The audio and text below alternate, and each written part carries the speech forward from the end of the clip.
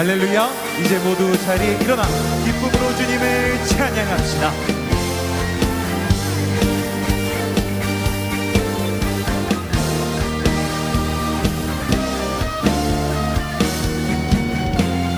새벽부터 우리 사랑함으로써 저녁까지 시를 누려봅시다.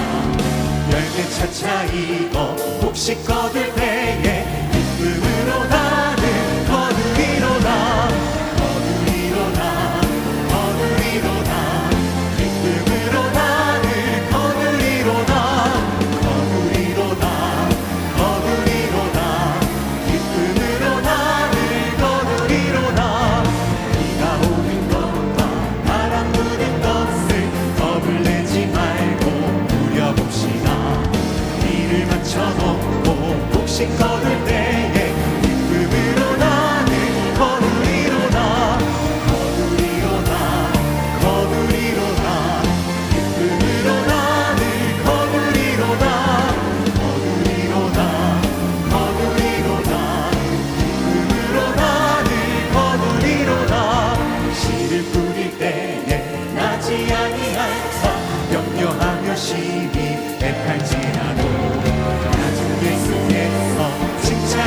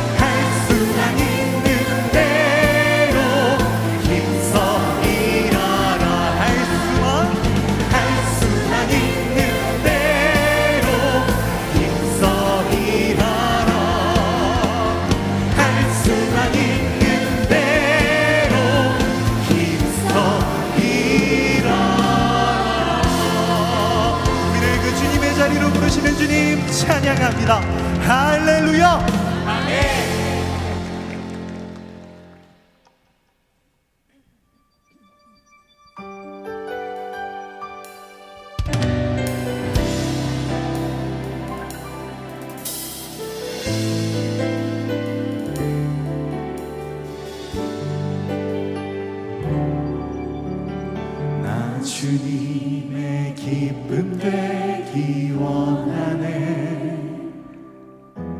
내 마음을 새롭게 하소서.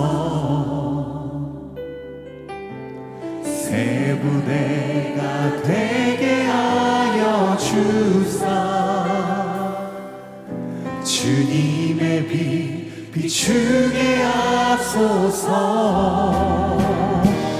내가 원하는 한 가지 주님의 기쁨이 되는 것. 내가 원하는 한 가지 주님의 기쁨이 되는 것.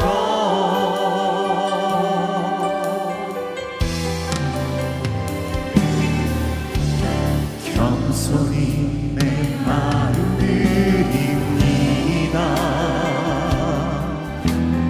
나의 모든 것 받으소서.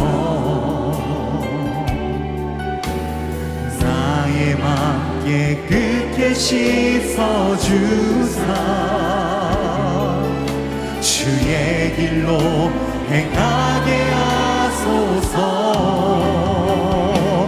내가 원하는 한 가지 주님의 기쁨이 되는 것. 내가 원하는 한 가지 주님의 기쁨이 되는 것. 내가 원하는 한 가지 주님의 기쁨이 되는 것. 내가 원하는 한 가지 주님의 기쁨이 내가 원하는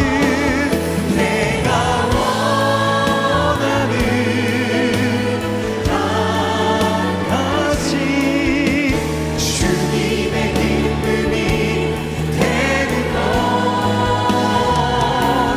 내가 원하는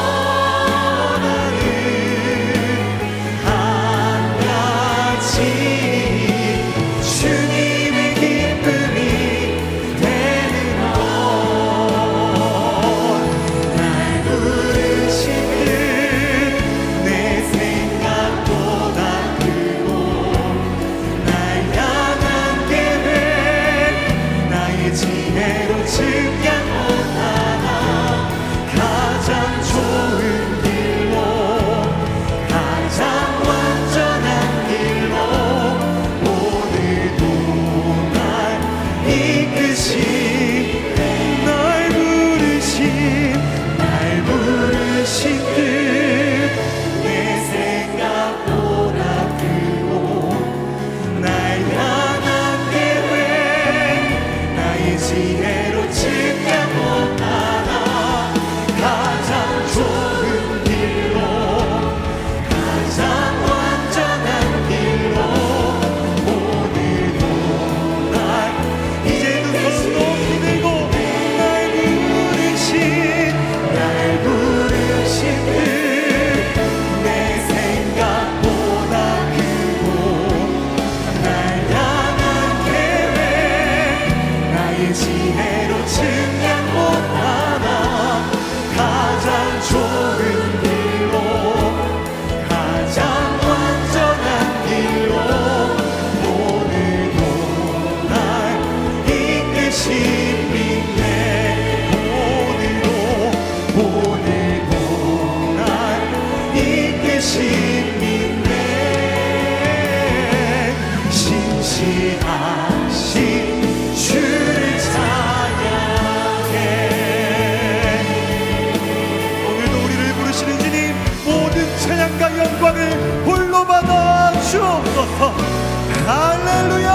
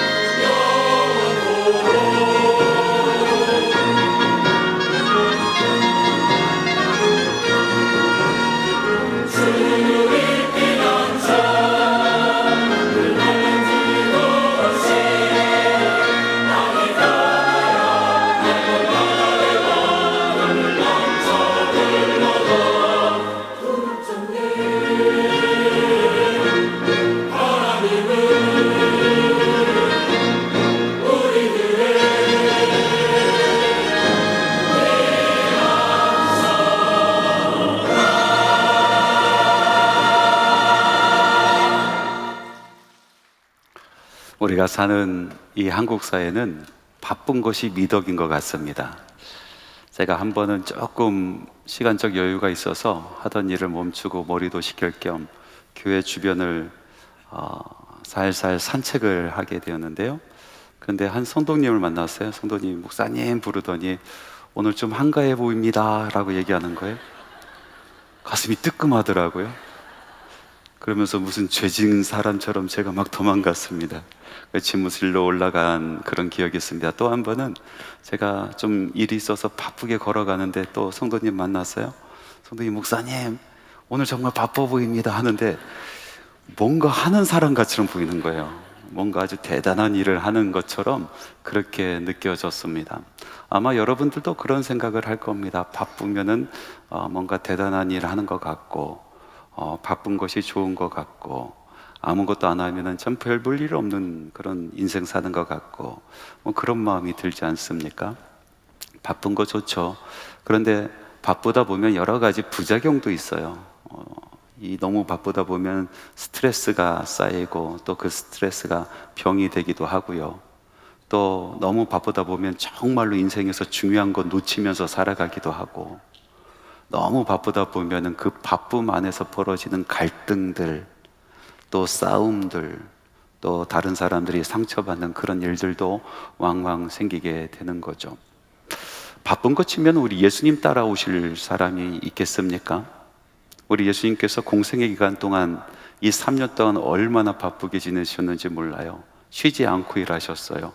다른 사람 다 놀 때에 안식일조차도 일하신 분이 바로 우리 예수님이십니다. 그리고 예수님 주변은 항상 사람들이 많이 있었습니다. 그 사람들이 이것저것 요구하는 거예요. 예수님 이거 해주세요, 저거 해주세요. 예수님은 주변에는 항상 사람들이 그렇게 많아서 예수님은 바쁘게 사역할 수밖에 없었던 것 같습니다. 얼마나 힘들고 바쁘셨으면은 잠잘 시간도 없으신 것 같아요. 배를 타고 호수를 건너가는 그 짧은 시간에 그 배의 고물에 가셔서 잠을 청하시지 않습니까? 얼마나 피곤하면 주무셨을까요? 또 사람들을 피해서 틈만 나는 대로 한적한 곳에 가고자 원하셨습니다. 항상 사람들 주변에 모여 있기 때문에 예수님께서는 한적한 곳에서 기도하기를 원하셨던 것이죠. 그런데 가만히 보면요, 우리의 노동과 예수님의 노동은 질적인 차이가 있어요. 우리는 바쁘면서 짜증이 나고 힘이 들고 야, 이 일 언제 끝나나 하는데 예수님은 이 바쁨을 오히려 즐기시는 것 같이 보입니다.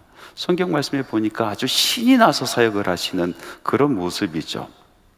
오늘 본문의 말씀은요, 예수님의 권세와 정체성에 대한 말씀인데요, 이 예수님의 권세와 정체성에 대해서 예수님 당신이 설명하면서 이 말씀을 이끌고 있는데, 이 말씀이 나오는 근원이 어디 있냐면 예수님의 노동에 있어요. 예수님께서 하시는 일, 예수님께서 하시는 그 노동에 대한 이야기가 여기까지 오게 된 것이죠. 그래서 저는 오늘 여러분들과 함께 예수님의 노동에 대한 말씀을 나누려고 합니다. 예수님께서는 왜 일하셨고 또 예수님께서는 어떻게 일을 하셨는지, 정말 바쁘게 살아가는 우리들이 잠시 이 바쁨을 내려놓고 예수님의 말씀에 귀를 기울여 봄직하지 않습니까? 예수님께서 하나님의 아들이신 것과 아들로서 어떠한 일을 이 세상에서 하시는지에 대해서 말씀하시면서 예수님께서 하시는 일에 대해서 먼저 말씀을 하십니다. 예수님께서 하시는 일은, 이 땅에서 하시는 일은 크게 세 가지로 나눌 수 있는데요, 예수님께서 다스리는 일을 하신다라고 말씀하고 계세요. 다스리는 일, 하나님께서 이 땅을 다스리는 권세를 가지고 계시죠. 그 권세를 아들인 예수 그리스도에게 맡겨주셨습니다. 그 권세를 가지고 예수님께서는 이 땅을 다스리는 겁니다. 그 권세가 얼마나 강력했던지 예수님의 권세를 보자마자 이 귀신들이 벌벌 떨고요, 마귀들이 쫓겨나갑니다. 예수님께서 그 권세를 가지고 제자들에게 나눠줍니다. 70인의 전도자를 파송하며 그들에게 권세를 나눠줬을 때 가는 사역마다 역사가 일어나는 겁니다. 놀라운 일이 벌어집니다. 사역을 다 마치고 기쁨으로 돌아와서 보고할 때 예수님께서 이렇게 말씀하십니다. 사탄이 하늘로부터 번개같이 떨어지는 것을 내가 보았노라. 그러니까 이 세상을 다스리는 권세는요, 사탄 마귀에게 있는 것이 아니라 이 천지를 창조하신 하나님께 있었고, 하나님께서 다스리는 권세를 예수 그리스도께 넘겨주셨고, 그 권세를 가지고 예수님께서는 이 땅을 다스리시는 분이시다라는 것입니다. 예수님께서 하시는 첫 번째 사역, 다스리는 사역이었어요.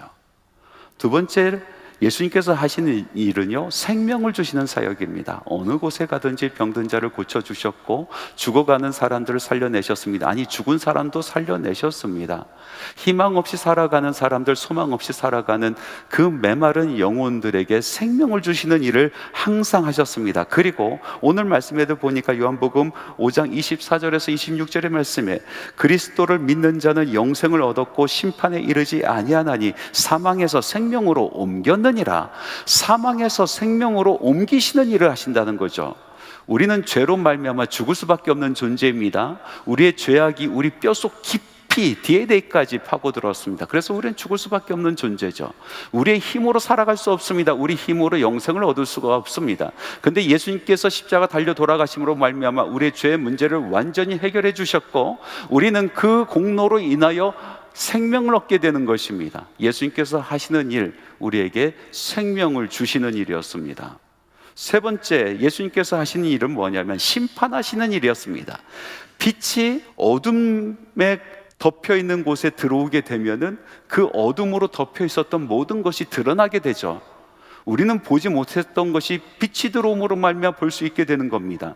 예수님께서 가는 곳곳마다 어둠에 덮여 있었던 것이 드러납니다. 음란한 영이 드러납니다. 불순종한 영이 드러납니다. 위선적인 영들이 드러납니다. 나약한 영들이 드러납니다. 드러나는 사역이 곧 심판하는 사역이었단 말이죠. 예수님께서 가는 곳곳마다 심판이 이루어집니다. 어둠으로 말미암아 구분할 수 없고 분간할 수 없었던 그곳에 예수님께서 가심으로 말미암아 그것이 참인지 거짓인지, 더러운 영인지 아니면 깨끗한 영인지 드러나는 겁니다. 심판이 이루어졌습니다.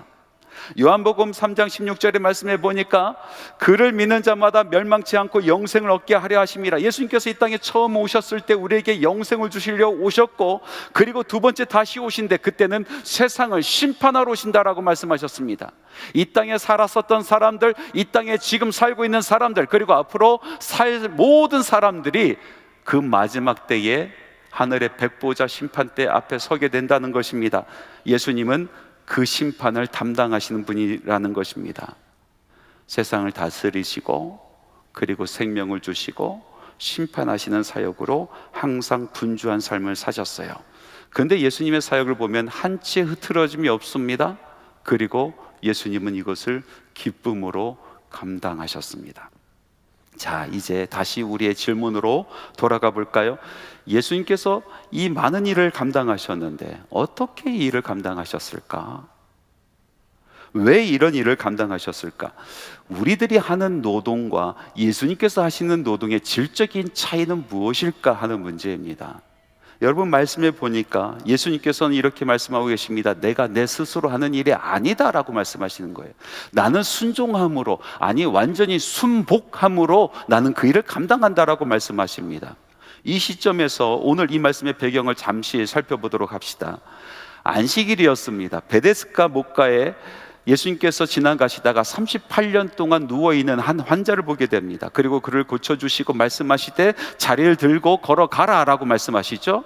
이것이 화근이 되었습니다. 문제가 되었어요. 왜냐하면 안식일에 무엇인가 들고 옮기는 것은 잘못된 일이다 라는 규례가 있기 때문에 그렇습니다. 유태인들은 예수님에게 따져 묻습니다. 왜 안식일에 일을 하느냐 하면서 논쟁이 일어나게 된 거죠. 예수님께서 그것에 대한 대답으로 마지막에 이런 말씀하십니다. 내 아버지께서 일하시니 나도 일한다. 그런데요, 이 말이 정말로 유태인들에게는 충격적인 말이었었던 것 같습니다. 하나님의 말씀에 보니까 이 말을 듣자마자 사람들이 예수를 죽이려 하더라라고 기록하고 있습니다. 그러니까 죽이고 싶을 정도로 듣기 싫었던 말이었던 거죠. 아버지께서 일하시니 나도 일한다. 무슨 뜻입니까? 이 말에는요, 함축된 의미가 있어요. 첫 번째, 안식일을 범한 것이 큰 문제가 아니다라는 그 의미가 있고요.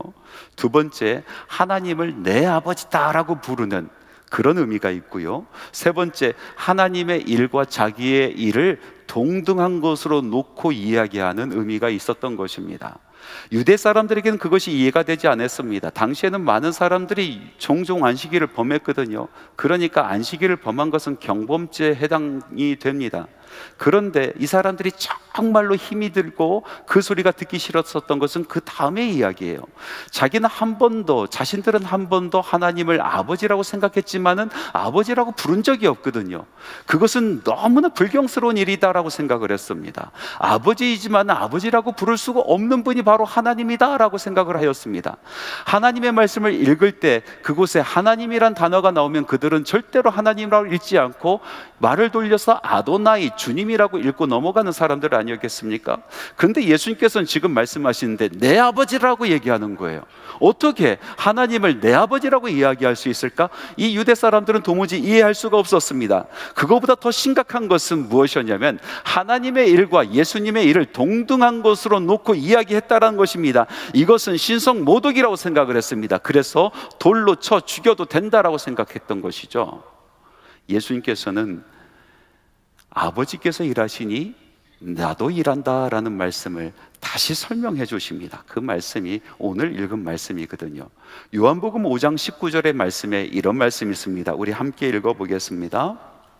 그러므로 예수께서 그들에게 이르시되 내가 진실로 진실로 너희에게 이르노니 아들이 아버지께서 하시는 일을 보지 않고는 아무것도 스스로 할 수 없나니 아버지께서 행하신 그것을 아들도 그와 같이 행하느니라. 내 스스로 하는 일은 아무것도 없다. 내 생각대로 하는 일은 아무것도 없다. 내 뜻대로 내 방법대로 하는 일은, 그런 노동은 나의 삶 가운데 없다. 나는 온전히 순복하고 순종하여 아버지께서 하신 일을 내가 보아왔고 아버지께서 하시는 방법대로 아버지의 뜻 가운데 나는 일을 한다라고 말씀하고 있는 겁니다.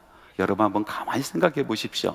여러분의 삶 가운데 여러분의 노동으로 인하여, 여러분이 하시는 사역과 여러분의 일로 인하여 분쟁을 겪은 적 있으십니까? 삶이 어려워집니까? 점점 힘들어지십니까?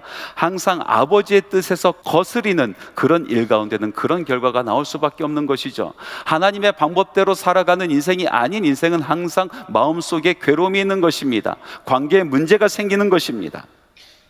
하나님의 뜻대로, 하나님의 방법대로 나는 완전히 죽고 하나님의 영광을 위하여 하는 그 사역 가운데 기쁨이 있다라는 겁니다. 15세기에서 17세기를 대항해 시대라고 이야기하죠. 왜냐하면 큰 범선, 몇십 톤 되는 그 범선을 몰고 이대륙 저대륙 가면서 새로운 세계를 발견하고 무역을 했었던 그런 시대 아닙니까? 물론 많은 것도 약탈해 오기도 하고 강제로 뺏어 오기도 하고 했었던 그런 역사지만은, 그러나 대항해 시대입니다. 이때 이 거대한 범선들, 몇십 톤 되는 이 범선들은 엔진으로 가는 배들이 아니었습니다. 정말로 범선, 바람의 결을 따라 움직이는 그런 배들이었습니다. 그런데 이 바람의 결을 따라 움직이는 이 범선이 적도 부근에 가게 되면은요, 바람이 불지 아니하는 무풍지대를 만나게 됩니다. 그런데 대륙을 건너가기 위해서, 대양을 건너가기 위해서는 반드시 이 적도를 통과해야 되거든요. 적도 근처에 가면 무풍지대가 옵니다. 바람이 불지 않습니다. 햇볕은 뜨겁게 내쬐입니다. 그리고 바다는 거울처럼 잔잔해 있습니다. 바로 이때 선장의 선택에 따라 그 배의 운명이 달라지는 겁니다. 경험이 없고 조급한 선장들이 있습니다. 배가 멈춰선 것을 견디지 못해 합니다. 그래서 선원들을 다그쳐서 배를 몰고, 조그만 배를 몰고 앞으로 나가게 합니다. 그러니까 앞에서 노를 젓고 끌고 가려고 하는 것이죠. 뼈뼈 아래서 선원들이 손에 피투성이가 되도록 노를 져도요, 이 범선은 끔찍하지 않습니다. 가봤자 몇 미터 가지도 못합니다. 그렇게 하다가 선원들이 탈진하게 되고, 그리고 힘도 잃게 되고, 물마저 고갈되고 음식도 고갈됩니다. 폭동이 일어날 지경까지 놓이게 되는 것입니다. 이때부터 배는 위기에 빠집니다. 그런데 반대로 이 대양을 수없이 건너보았었던 베테랑들이 있습니다. 노련한 선장이 있죠. 이 무풍지대에 바람이 불지 않은 그 지대를 지나갈 때에 그 사람들은 결코 선원들로 하여금 노를 젓게 하지 않습니다. 오히려 기다리는 시간을 활용합니다. 찢어진 돛을 꿰매고요, 갑판을 닫고요, 그리고 엉킨 박줄을 풀어냅니다. 바람 불 때를 기다리는 것입니다. 선원들로 하여금 푹 쉬도록 하는 것입니다. 그렇게 기다리다 보면은 새벽녘에 뺨을 스치는 바람이 불기 시작합니다. 그것이 바로 무역풍입니다. 트레이드 윈즈라고 부릅니다. 이 무역풍이 불 때에 그때 선장은 소리를 지릅니다. 닻을 올려라.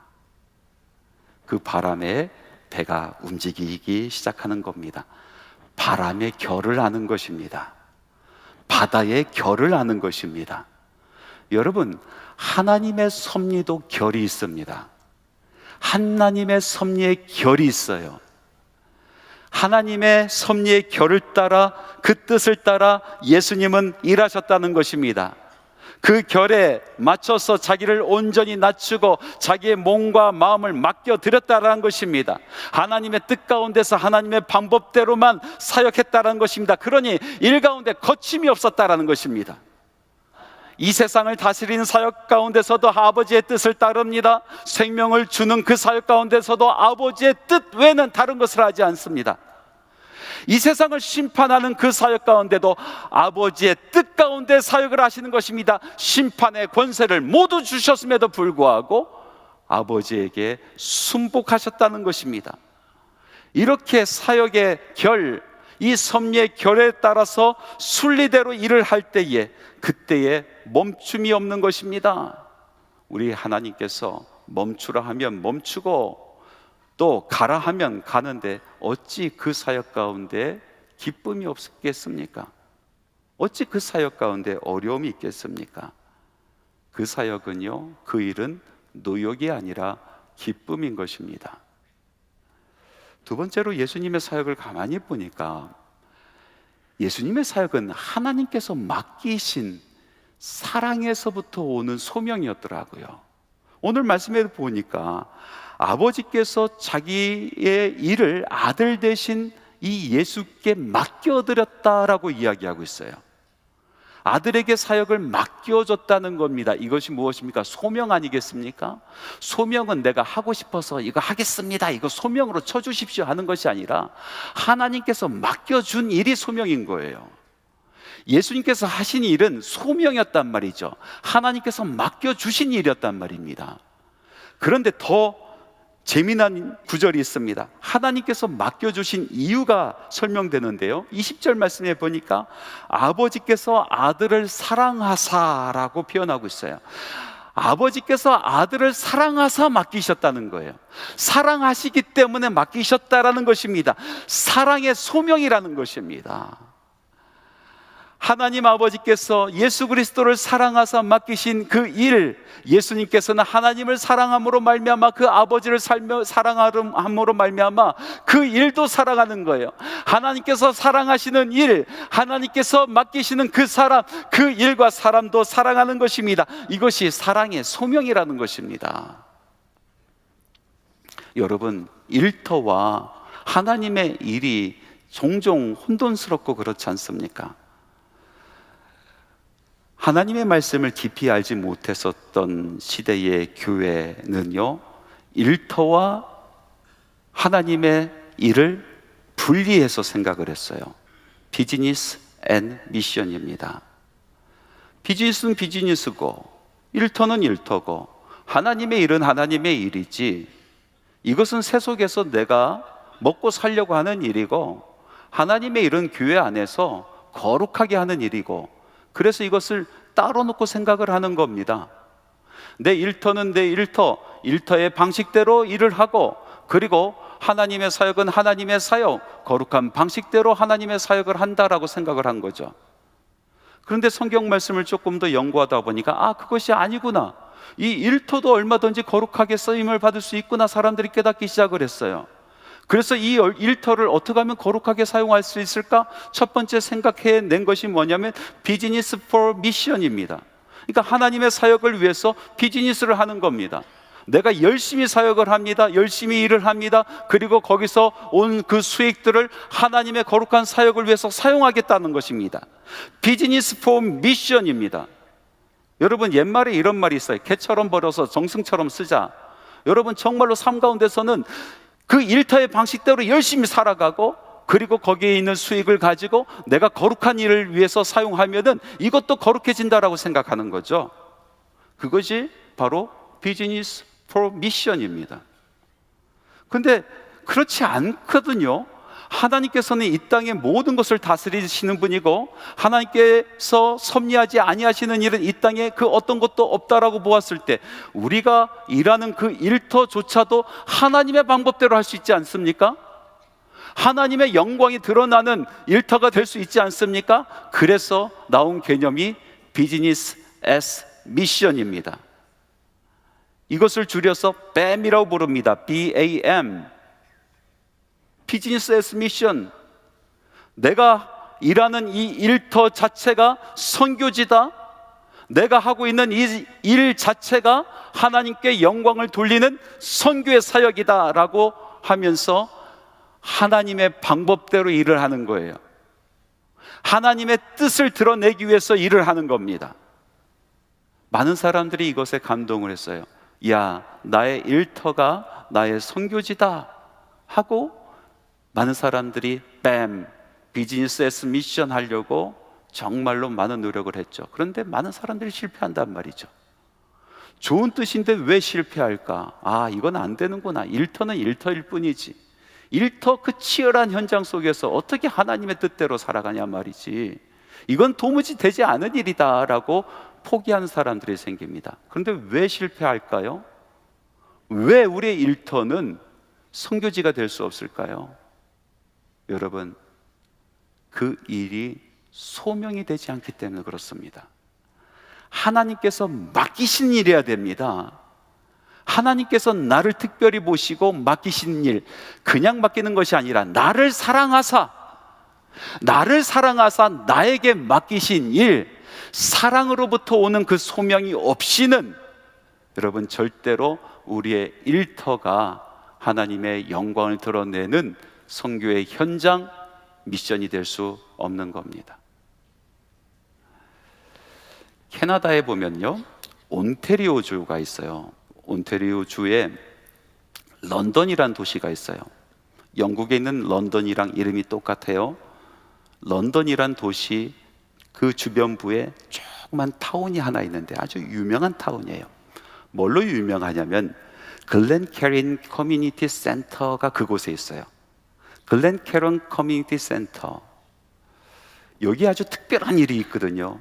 그래서 많은 학자들이, 교육학자뿐만 아니라 이 사회봉사하는 그런 학자들이 그 센터를 주목합니다.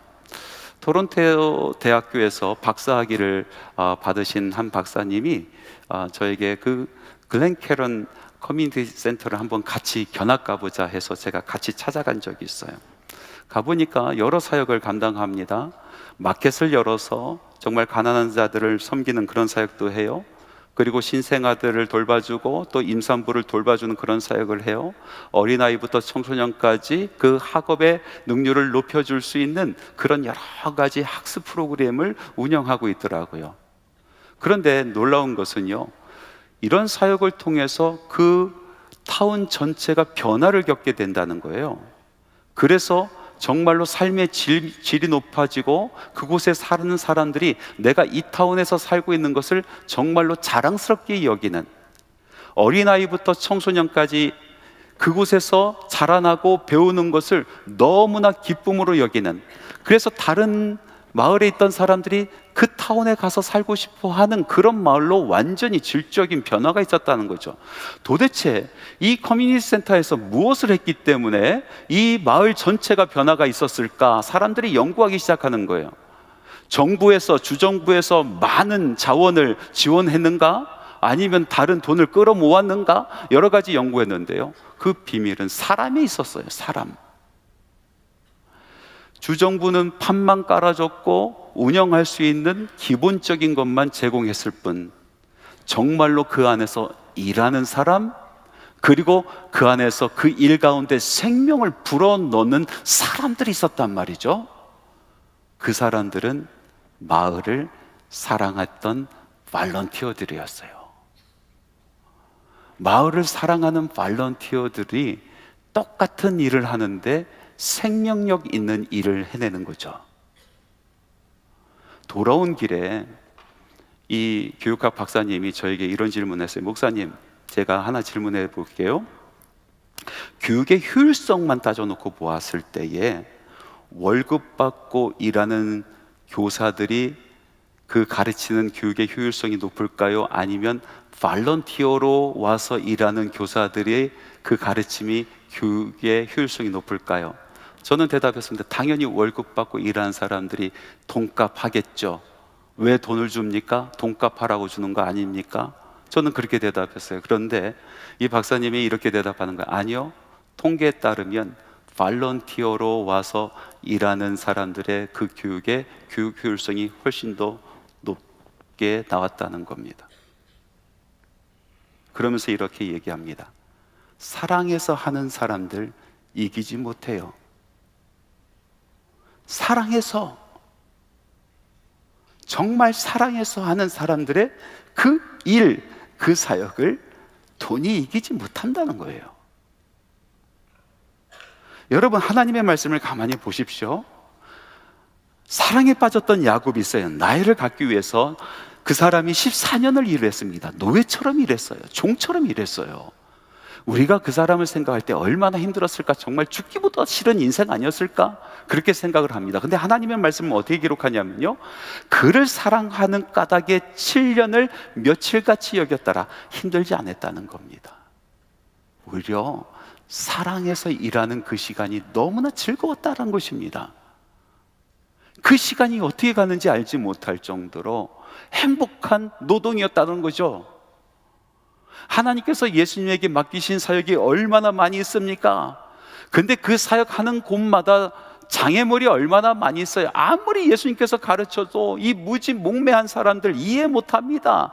그래서 예수님께서 하는 일마다 반대하고 탄압하고 그리고 오해하고 걸려 넘어뜨리고 박해하고 억울하게 죽이기까지 했습니다. 그런데 예수님께서는 그 일을 묵묵히 감당하시며, 아니 오히려 신명나게 감당하셨지 않습니까? 왜 그렇습니까? 하나님께서 아들을 사랑하사 사랑함으로 맡기는 일이었습니다. 그 아들은 하나님을 사랑하로 말미암아 사랑하시는 하나님께서 나에게 맡긴 일, 사랑하신 하나님께서 사랑하시는 그 사람들을 위하여 하는 그 사역이 너무나 즐거웠었던 것입니다. 신명나게 일을 하는 것입니다. 막을 길이 없는 거예요. 베드로가 예수님께서 부르셨음에도 불구하고 뱃사람으로 돌아가지 않습니까? 뱃사람으로 돌아간 이 베드로를 찾아 예수님께서 바닷가로 다시 갑니다. 그리고 베드로를 부르시면서 베드로에게 딱 한 가지 확인하고 싶은 것이 있었어요. 그 확인하고 싶은 것은 뭐냐면 베드로가 얼마큼 많이 능력이 좋아졌는가, 그것이 아니었습니다. 참 성질 더러운 사람인데 성질 많이 꺾였는가, 그걸 보려고 예수님께서 베드로 부르신 거 아닙니다. 베드로에게 확인하고 싶었던 딱 한 가지는 바로 사랑이었어요.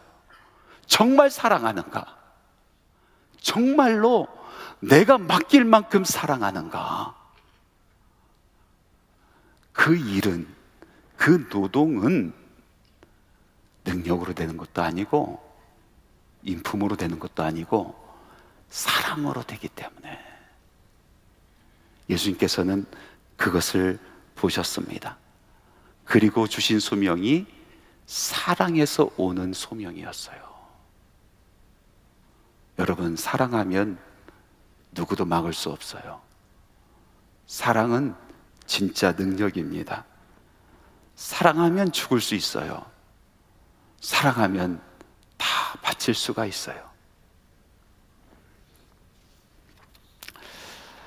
사랑하는 하나님께서 나를 사랑하사 나를 택하시고 나에게 맡겨준 그 사역, 그 노동, 그 일은 더 이상 힘든 것이 아니라 즐거움으로 감당할 수 있는 것이 되는 것입니다. 성경에 보면 노동에 관련돼서 두 가지 상반된 개념이 나옵니다. 두 가지 노동이죠. 하나는 축복으로서의 노동이고 또 하나는 저주로서의 노동입니다. 축복으로서의 노동은 무엇입니까? 하나님께서 천지를 창조하시고 에덴 동산을 창궐하시고 사람을 만드셨어요. 사람을 사랑하사 그 동산을 사람에게 맡겨줬어요. 여러분, 얼마나 힘든 일인지 여러분 감이 잘 안 오시죠? 그 만물을 다스리는 일이 얼마나 힘들겠습니까? 여러분, 작은 가게 하나 운영해도 머리 아프잖아요. 직장에서 일을 하는 게 얼마나 힘이 듭니까? 근데 하나님께서 다 맡기셨다니까요. 근데 사랑하는 하나님께서 나를 사랑하사 나에게 맡긴 그 일을, 그것은 축복이 됐었던 거예요.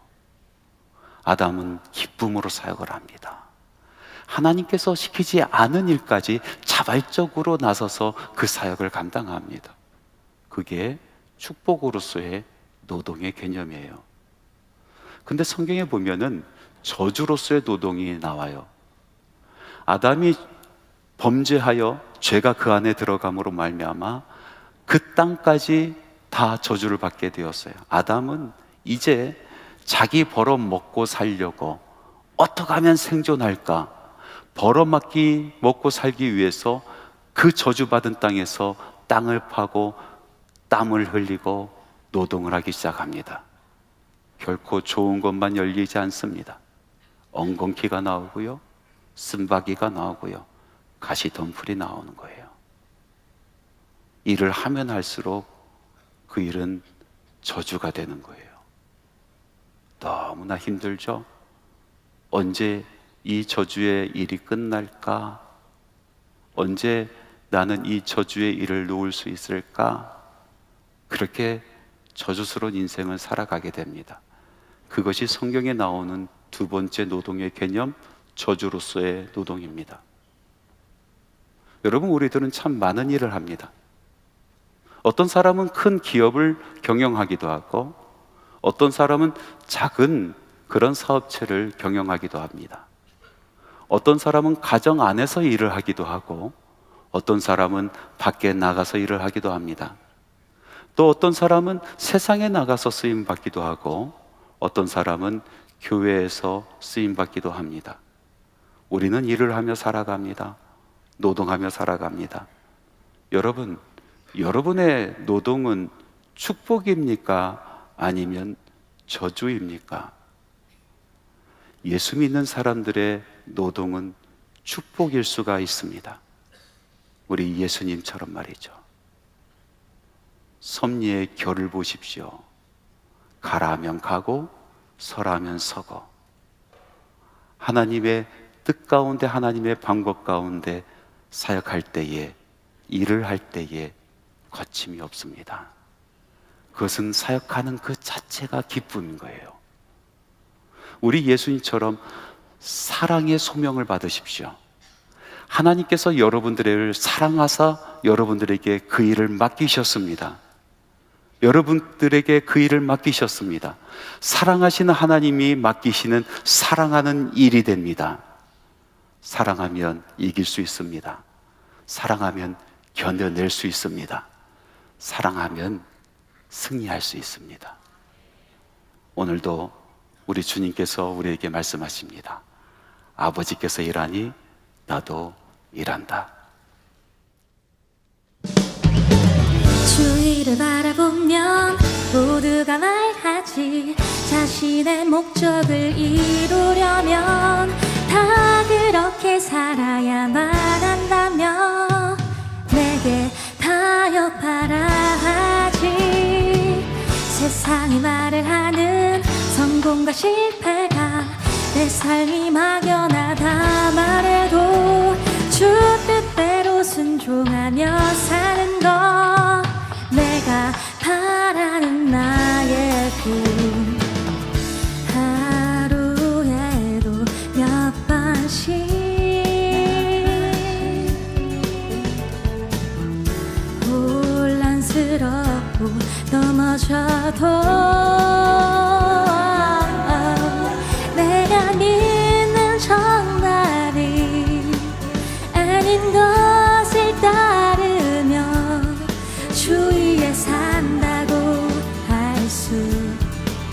있을까? 나는 달려가리, 주위에 살아가리. 더욱 어려운 환경과 장애물이 다가와도 달려가리. 분명히 내가 가야 할 그 길과 가슴이 말하는 그 꿈을 향하여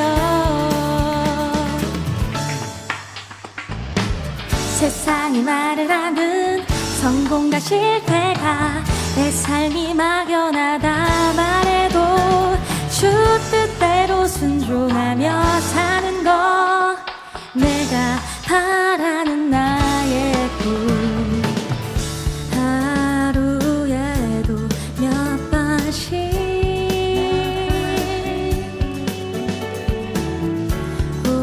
혼란스럽고 넘어져도 내가 믿는 정답이 아닌 것을 따르며 주위에 산다고 할 수 있을까? 나는 달려가리, 주위에 살아가리. 더욱 어려운 환경과 장애물이 다가와도 달려가리. 분명히 내가 가야 할 그 길과 가슴이 말하는 그 꿈을 향하여 달려가리. 주위에 살아가리. 더욱 어려운 환경과 장애물이 다가와도 달려가리. 분명히 내가 가야 할 그